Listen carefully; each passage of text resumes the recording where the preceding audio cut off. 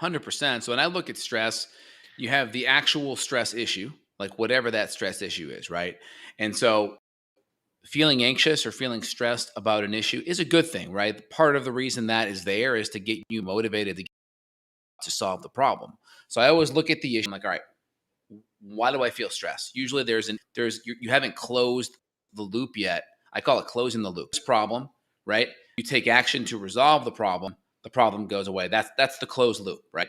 And so you have a lot of people with open loops, meaning they have a problem out there and they haven't even figured out the solution.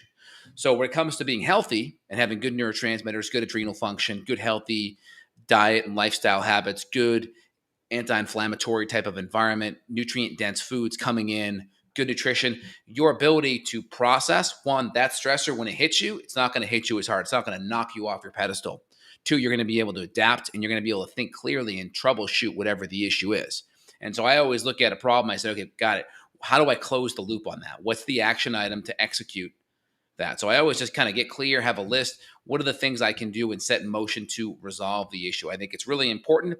If you just dust it away, the healthiest adrenal glands, eventually it's going to eat away at you because you haven't closed the loop. So always think about closing the loop on your issues. Number two, get healthier so these things don't bug you as much, right? If you have good levels of B6, good levels of magnesium, you're sleeping adequately, you have good blood sugar stability, good amino acids, it's going to allow you to be able to process it. You're not going to activate that fight or flight part of your nervous system that shuts down the frontal cortex. It activates the reptilian brainstem part of the brain that's all about fight or flee, fight or flee, fight or flee. And so the more you can keep this kind of reptilian brain from being activated, and then you can use that frontal cortex, you'll be able to sit back, be calm, troubleshoot the issue, and close the loop.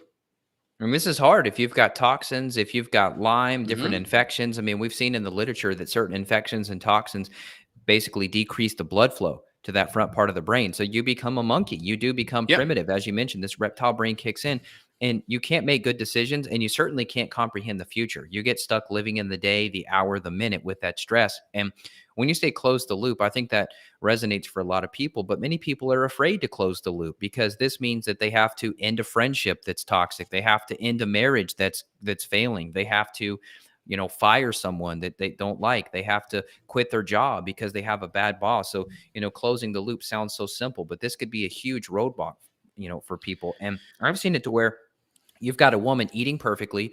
She's doing amazing with her supplements. But for example, here's a case study. She's in an open relationship and she's miserable and she hates it and Yeah. she's jealous and her husband's with these other women and she doesn't want him to be. And so there's issues there. I don't freaking care how much ashwagandha this lady pops. She's not Yeah. going to supplement out of this situation. That's intense. And there is a place for closing the loop, and you can't supplement your way out of a situation like that. Yeah, in relationship, it's always good to have healthy boundaries, right? It's like good fences make good neighbors, right?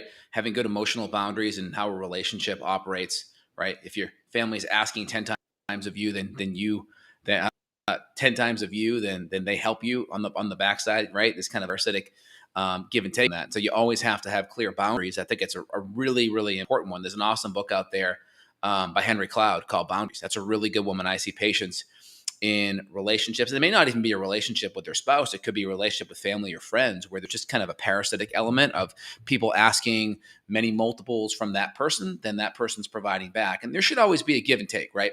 I always tell patients, like, when you play catch, I throw the ball, you throw the ball, right? Emotionally, there's a give and a take, and it's back and forth and it's equal.